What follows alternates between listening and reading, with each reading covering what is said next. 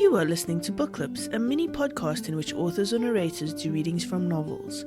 Check out the show notes for the synopsis and buy links for this book.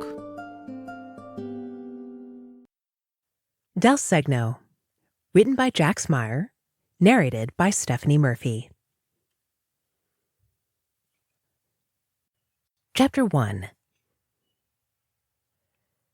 39 and back on a college campus. Well, a community college campus, to be exact. Either way, Cameron Warren was approaching 40 and surrounded by kids just starting their life, while she'd already lived a lifetime of love and loss. She knew she sounded dramatic, but these kids looked like kids. Maybe it wouldn't be so bad. Her intuition hadn't led her wrong before.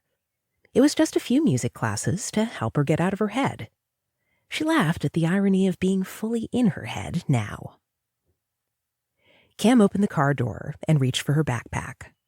The click of drumsticks shifting inside made her smile. God, she'd missed that sound. She locked the car and marched into the music building. Once inside, Cam realized she had no clue where to go. Pulling off her backpack, she quickly found the letter with her audition instructions. Main entrance, take a left, and follow the hall to the end. There was probably a joke in there about keeping drummers away from civilized society, but it was a logical choice.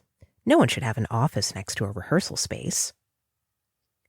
She took in the building as she walked. It was modern and bright, with artwork of all styles adorning the walls, likely done by students. She appreciated the talent behind the art, but couldn't tell what any of them represented.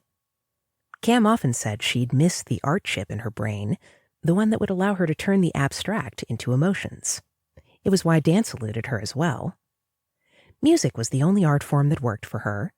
Perhaps because math formed the basis of music, her brain could grab hold of it and use it. Cam thought about the relationship between math and music as she walked deeper into the building. Nerves were now kicking in, so she began to distract herself by observing irrelevant things as she walked. The floor appeared freshly waxed. The walls were clean. She suspected it wouldn't remain this way for long once the semester began. Playing music was one of the few times when her mind calmed, given enough time. It took total focus, especially after decades with little practice.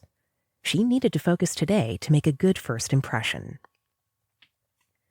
As she reached the end of the hall, the familiar anxiety made itself known in earnest. Cam tried to remember a time when an audition hadn't caused her anxiety. Was that even possible? She hated the nervous feeling in her stomach, the racing heartbeat that messed with her rhythm. It was so illogical. This was just a placement audition to help determine what pieces the percussion ensemble would play this semester. Either way, she would get to perform. She had a lot of skills to rebuild, but Cam still remembered being the top percussionist in high school. She wanted to be that good again. Arriving outside the room with 15 minutes to spare, Cam pulled the sticks and practice pad from her backpack and started a playlist of songs that she'd organized with progressively faster tempos. The warm-up routine she'd perfected over the summer worked to wake up her hands and calm her mind.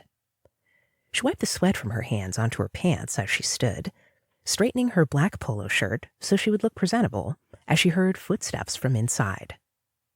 The door opened. A tall woman with long blonde hair, about her age, stood in the doorway. "Cameron Warren?" "I prefer Cam. Are you Dr. Miller?" "I am. Come on in, Cam."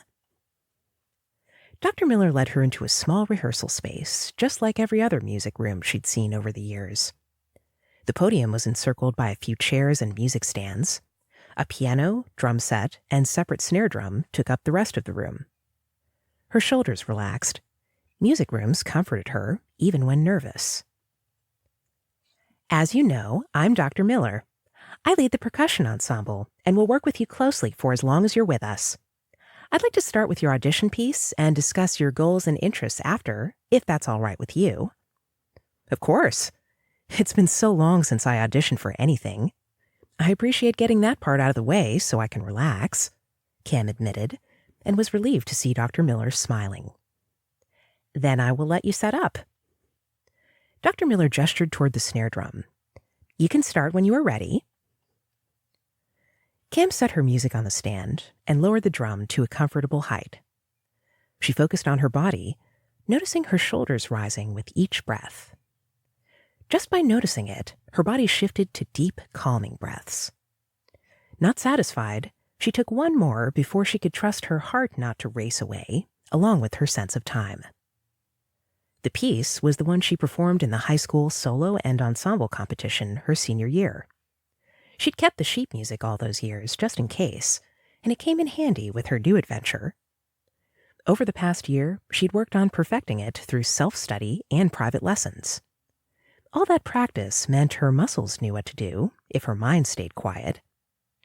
Today was better than she had expected, her mind allowing her body to do what it did best.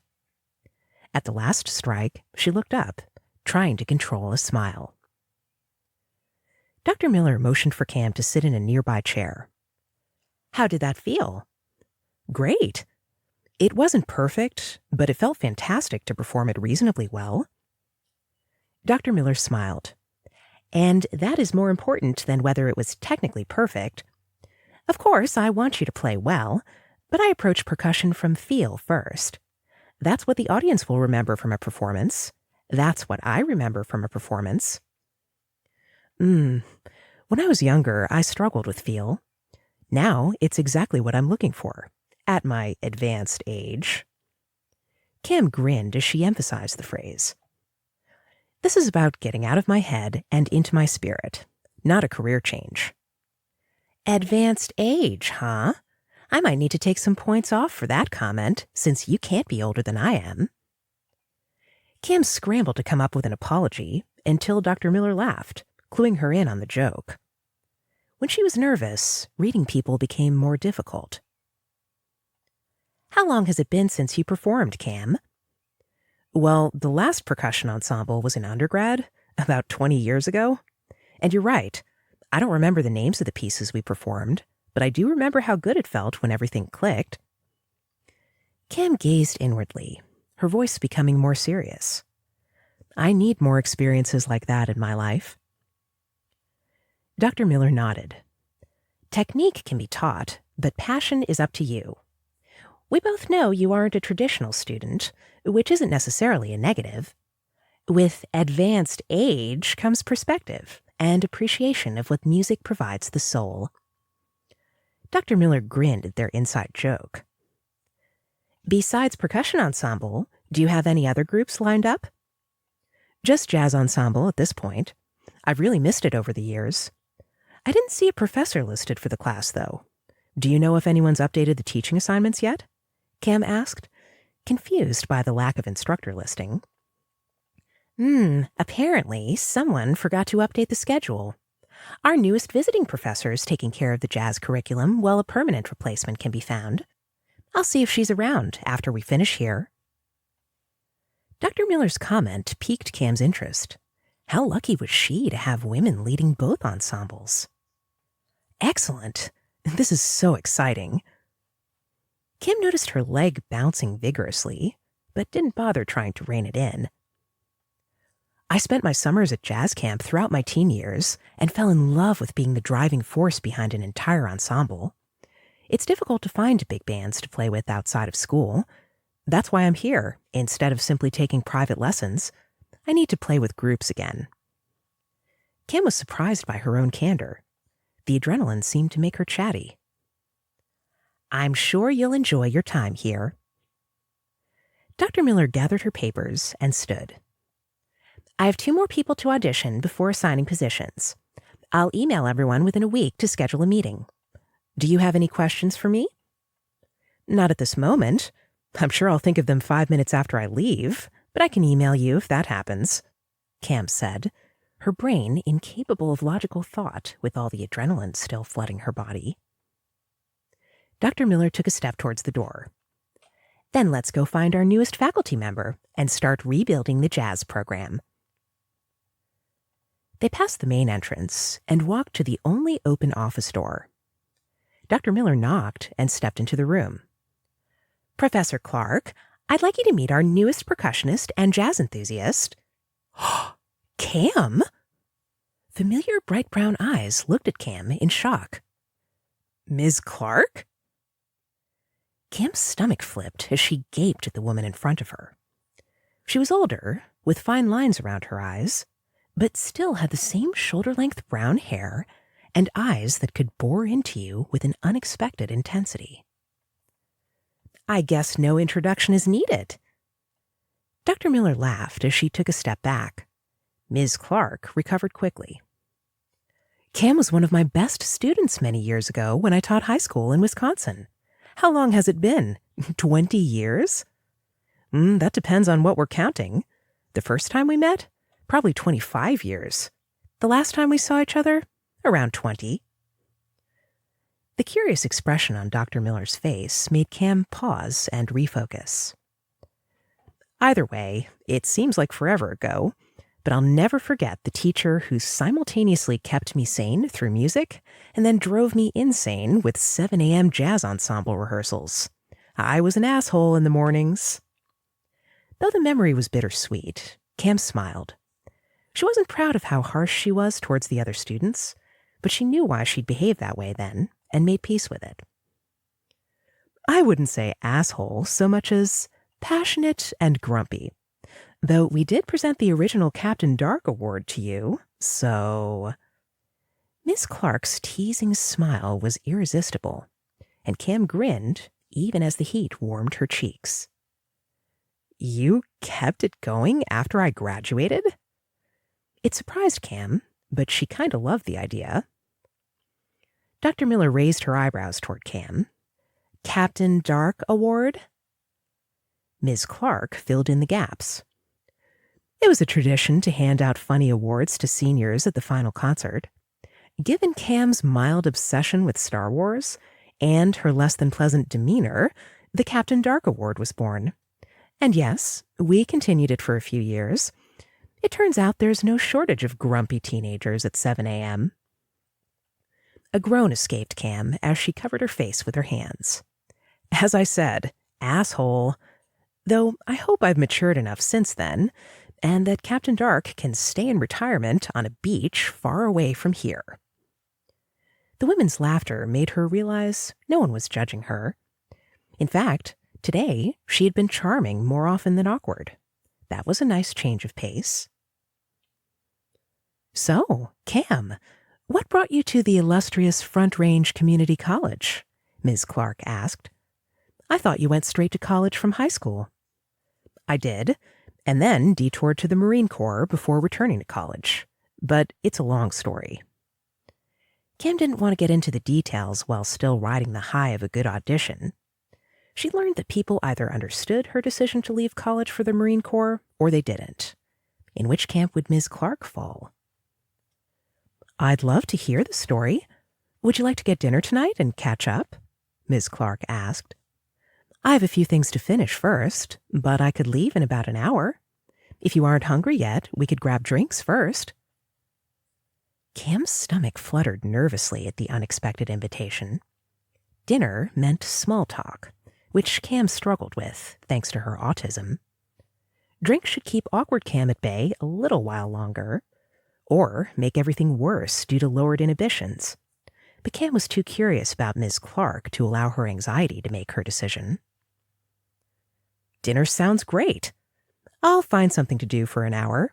Maybe familiarize myself with the practice drums. I'll meet you back here. Cam looked to Ms. Clark for confirmation, and when she nodded, Cam turned to the door. Practice is never a bad idea. I'll stop in another time, Professor Clark, Dr. Miller said before following Cam out the door. See you tomorrow. Cam tried to contain her excitement as she walked down the hall with Dr. Miller. Do you mind if I borrow a practice room for an hour? Or do you need to go? Oh, that's no problem. I'll get you a key so you can come and go as you please.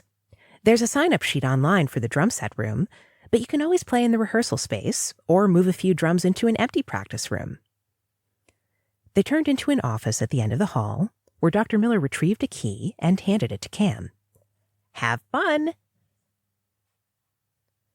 An hour later, hands vibrating from practice and nerves beaten into submission, Cam walked toward Ms. Clark's office. Her stomach fluttered again as she walked closer, making her pause. Who gets nervous meeting a friend? An old teacher? After all the hours they'd talked during Cam's free periods, or in the car traveling to and from competitions, or after school when Cam was supposed to be going home, Miss Clark had been closer to a friend than a teacher. Suck it up, Cam. There's nothing to be nervous about. She resumed walking and lightly knocked when she reached the office. Ready to go, Miss Clark? Cam asked. Oh, please, call me Laura, she replied as she pushed back her chair. At least outside of class. Will do. Though Laura will take some getting used to, Cam admitted. With any luck, a drink or two would keep charming Cam around for the rest of the night. Dal Segno, written by Jax Meyer, narrated by Stephanie Murphy. You have been listening to Book Clips. Check out the show notes for the synopsis and buy links for this book. If you are interested in showcasing your novel, then check out the show notes for more information.